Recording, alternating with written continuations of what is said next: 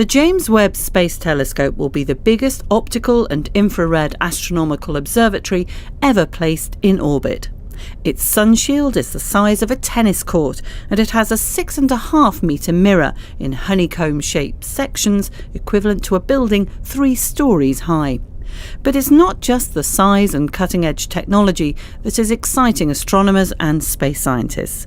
It's what the telescope will allow them to do, because its sensitive and sharp infrared vision can help address a number of key questions, such as the cycle of elements early on in the history of the universe. It's unprecedented. We can't touch upon any of these starts of early star formation.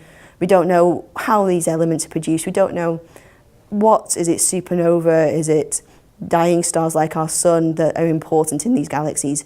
We can't see that with any instrumentation that currently exists or that's even thought of. James Webb is the only instrument, and I can't wait to see what it's going to be able to do. The observatory is an international project involving NASA, ESA and the Canadian Space Agency. It will be operated from the Space Telescope Science Institute in Baltimore, and one of its many capabilities will be to characterise the atmosphere of known exoplanets. What we're going to be doing is we're going to be looking at these planets as they pass in front of their star and take snapshots as they're doing that. And this creates like a time series of observations, so we can look at the planet as it passes in front of the star and blocks out that light.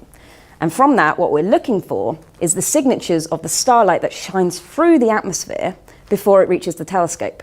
And imprinted on that light is fingerprints of different molecules, and that's what we're really looking for, to understand what's the nature of these atmospheres, what are they made of, and what are these environments like on these worlds. Back on Earth at a recent astronomy conference in the UK, everyone was looking forward to what will be achieved once the telescope is in orbit.